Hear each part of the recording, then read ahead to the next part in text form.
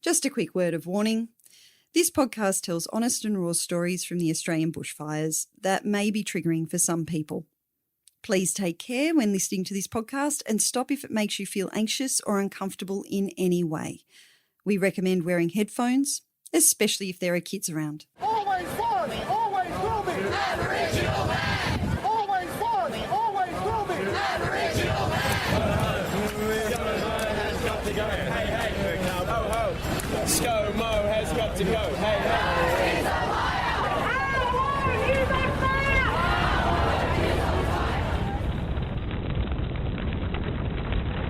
Catastrophic. Tales from the Aussie bushfires. My name is Sophie Masson. I'm an author. I've had more than 60 books published for children, young adults and adults. I live near Armidale in Northern New South Wales. We live out of town on a 6-acre block. And we've lived here for 28 years. We built our house here. The drought has been going on all of 2019, but it got particularly bad from kind of May onwards. We had the last good rain in those 12 months was in March. And then, we are on summer rainfall mainly, and then sometimes you get rain in the winter, but you don't. Usually spring and autumn are reasonably dry. And that's the growing season, the spring, obviously, and then the autumn, things calm down. But summer usually is very, very rainy. And last summer was not. And there were already fires starting in January 2019 around a place called Tinga, which is about 100 kilometres from us. But you could see the helicopters going over all the time and with the buckets and stuff. And it was the first time, I guess, that I really worried about bushfires. And because before that, we're not a big bushfire danger area. It never gets really very, very hot. And you don't have those conditions like you get in the south and in Victoria, where you've got a big load of fuel because they have winter rainfall and all that sort of thing. And so, a bit of a fool's paradise. You think, okay, things are just as normal, and then you start to realize that they're not normal and that the drought here, there's been drought before, but this has been the worst ever recorded in this area. And it came on really quickly. That's the other thing. So it didn't build up over a long period. It built up quickly in jumps over 1 year. And, it went from, I had pictures, November 2018 when my kids were here, and it was green paddocks, etc., green garden, blah, blah, blah, to suddenly, April, and it's starting to look, oh, my God, there's no grass, and there's nothing, the dams are emptying, and then it's just getting worse and worse. And, of course, we're out of town, so we rely on tank water and dams. And, of course, in town, in Armidale, they were suffering too because, of course, the big drought was in all of New England. It's been its worst drought ever recorded, since records began in the 1850s or something. And so, the town started to, they're still on level 5, although the dams are starting to rise now, and everything looks so much more beautiful. It's just extraordinary.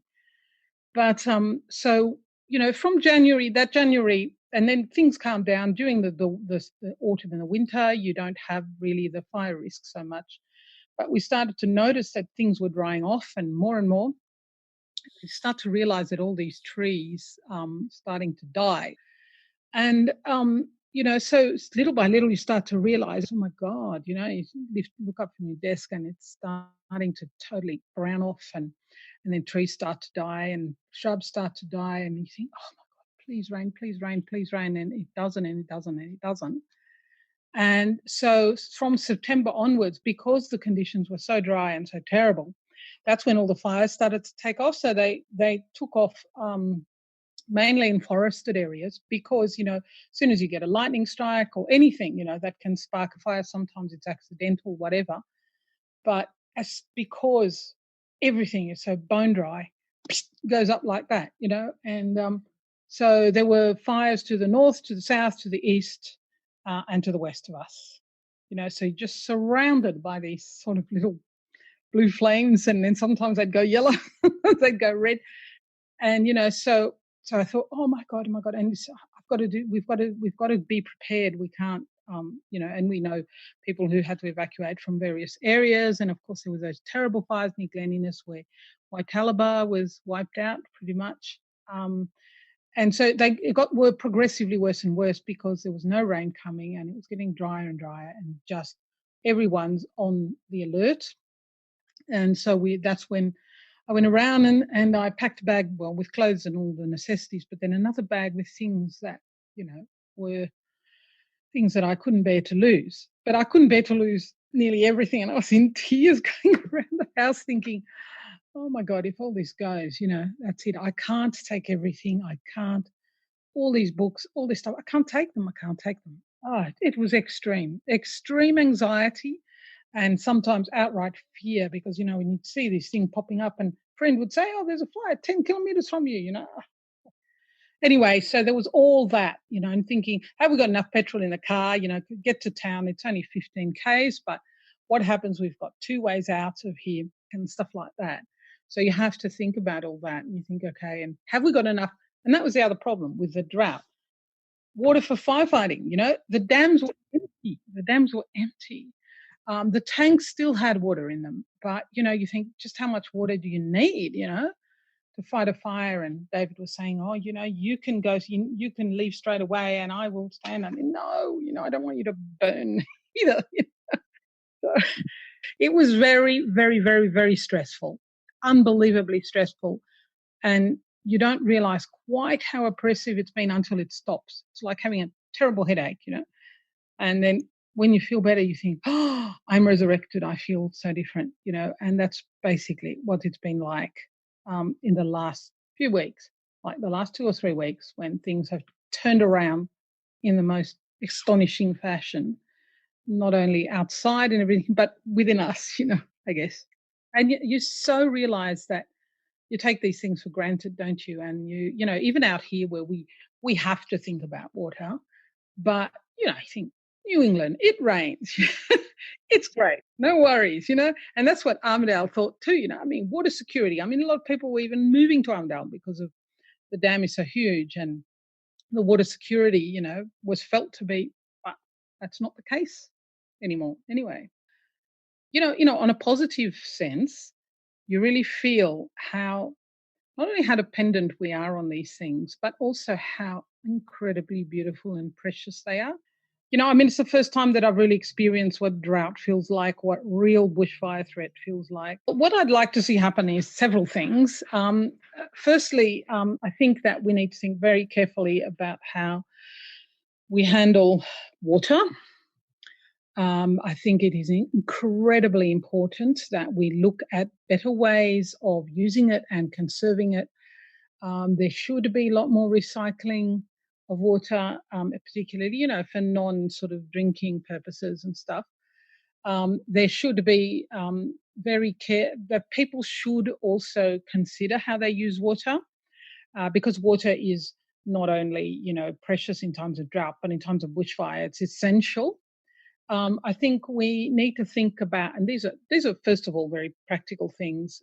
We need to think also about bushfire, how human settlement is, whether how we handle it. And for instance, one of the things I think would be great would be to have bushfire education, which happens in schools as well, so that, you can have people who are specialists, experts in it, sort of being able to advise you on your property and all those sorts of things. So those are very practical, immediate type things. And then, of course, we need to look at things like, like climate change, like energy use and so on.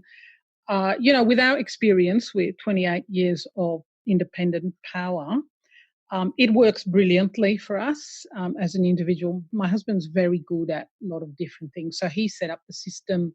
It works perfectly. But, our consumption of electricity is only 1 kilowatt per day, which is compared like to 25 to 30 kilowatts per day for mostly average thing. And the power has never failed us. But I think it's really important to remember, whilst it's fantastic that there's been a lot more renewable energy generation, we need to really think about the storage and delivery, because it needs to work on a big scale. And I think that's where the government really needs to put in a lot of serious thought and a lot of serious money.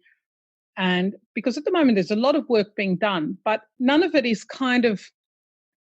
appears to me to be kind of, centralized in a sense that, there needs to be a huge amount of thought and money and so put in towards the storage and delivery. And we could be on the forefront. Australians could be on the forefront. We're inventive people. We're people who can do, we actually think about things in a lateral way. And I think that's what I'd love to see happening on a macro scale. You're listening to Catastrophic, a dual podcast and political protest project. Catastrophic tells the tales of the Australian bushfires and calls for all-partisan political action around climate change. Each episode of Catastrophic features an Australian talking about their experience of living through the bushfire crisis, what their fears are now and for the future, and what they would like to see done about it on a government level. But it doesn't end when the episode of Catastrophic goes out. Politicians aren't paying attention to things like this. They're not listening to our stories.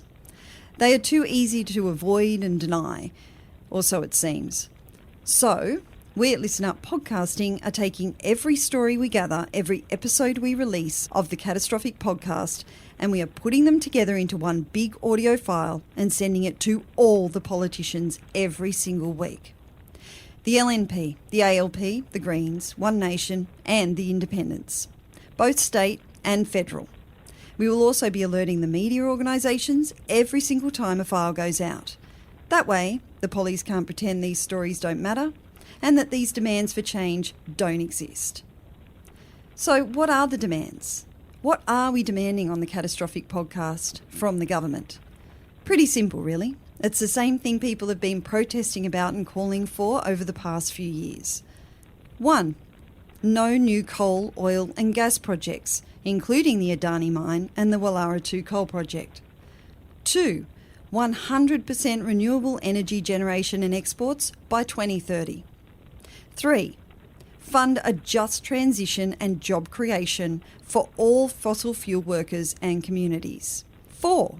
Hand over land conservation management to First Nations Australians. 5. Start preserving our water and treating it as a precious resource, not a sellable commodity. We all know that this Christmas, Australia lost over 10 million hectares of its country, and well over 1 billion animals have died as a direct result. Parts of our country have been in drought for coming on to 10 years now, and the Great Barrier Reef will not survive the warming of the waters. This is what climate change looks like. There's no denying it anymore. Denial is now a choice, not an option. This has all been predicted by scientists for more than 30 years, and we are now facing the consequences that they predicted, and they are scary. Scary enough for people to finally scream, stamp and protest in the streets for change around climate change. Catastrophic is just one of those protests. Let's see if our politicians are listening.